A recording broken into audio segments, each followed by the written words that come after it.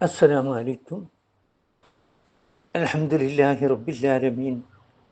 അസ്സലാത്തു വസ്സലാമു അലാ അഷ്റഫിൽ മുർസലീൻ സയ്യിദിനാ മുഹമ്മദുർ റസൂലുള്ളാഹി സ്വല്ലല്ലാഹു അലൈഹി വസല്ലം വഅലാ ആലിഹി വസഹ്ബിഹി അജ്മഈൻ.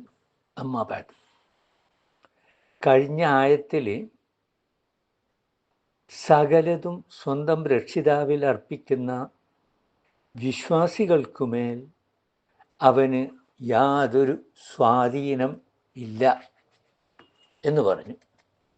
പിന്നെ ആരിൽ ആണ് ഇബ്ലീസിന് സ്വാധീനം ചെലുത്താൻ പറ്റുന്നത് എന്നാണ് ഈ ആയത്തിൽ വിശദീകരിക്കുന്നത്.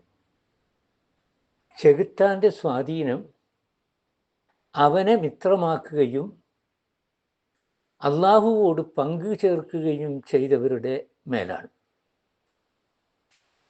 ചെകുത്താനെ അല്ലെങ്കിൽ ഇബ്ലീസിനെ സ്വന്തം മിത്രവും രക്ഷകനുമായി നിശ്ചയിച്ചവർ അവനവൻ്റെ ഇച്ഛകൾക്കും വികാരങ്ങൾക്കുമൊത്ത് അവന് സ്വയം അടിയറ വെച്ചവർ. അങ്ങനെ അള്ളാഹുവിനോട് മറ്റ് ദൈവങ്ങളെ പങ്കു ചേർത്തവർ ചെകുത്താനെയും അതുപോലെയുള്ള ദുഷ്ടശക്തികളെയും ആരാധിക്കുന്ന പതിവും ചില ജനവിഭാഗങ്ങൾക്ക് ഇടയിൽ ഉണ്ട്. ചെകുത്തൻ്റെ പിന്നാലെ അവനോട് കൂറ് പ്രഖ്യാപിച്ചുകൊണ്ട് പോവുക തന്നെയും ശിർക്കിൻ്റെ വകഭേദങ്ങളിൽപ്പെട്ട ഒന്നാണ്. അമ്മാമൻ തവ വ ആസറൽ ഹയാത്ത ദുനിയ,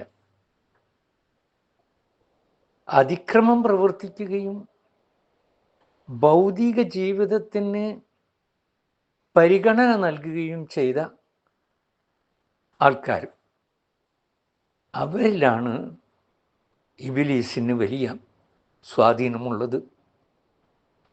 അവൻ്റെ ദുഷ്പ്രേരണകളിൽ നിന്ന് അല്ലാഹു സുബ്ഹാനഹു തആല നമ്മെ എല്ലാവരെയും കാത്തുരക്ഷിക്കുമാറാകട്ടെ. വാഖിറു ദഅവാന അനിൽ ഹംദുലില്ലാഹി റബ്ബിൽ ആലമീൻ. അസ്സലാമു അലൈക്കും.